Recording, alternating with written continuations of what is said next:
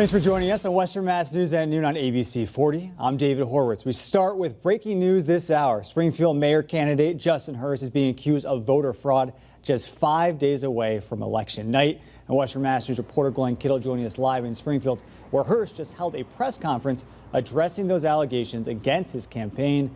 Glenn, what does Hurst have to say?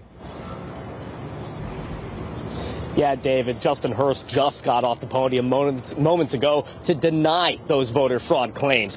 Now, according to affidavits obtained by Western Mass News, Springfield Election Department officials reported unusual early voting and voter registration activity this past Friday through Sunday, where poll workers claimed they saw voters being assisted to vote for Hurst. The affidavits on file at the city's law department then claimed the voters asked poll workers for payments of $10 after casting their ballots.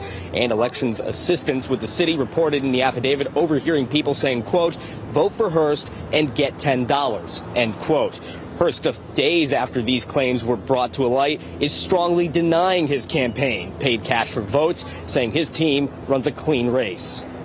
Any accusations that my team paid residents in exchange for their vote is unequivocally false and nothing more than a last-minute smear campaign by an administration that is vulnerable for the first time in 16 years.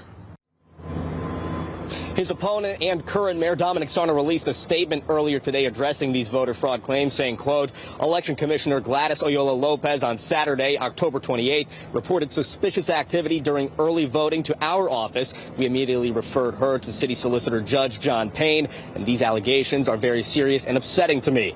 Voting is a sacred trust and should be treated as such. The integrity of our elections must be protected. This is a legal matter, which has been reported to the proper authorities by Solicitor Judge Payne. Coming up later tonight on Western Mass News, we'll dig deeper into those affidavits, all the details of that, and including video of what occurred this weekend at voting.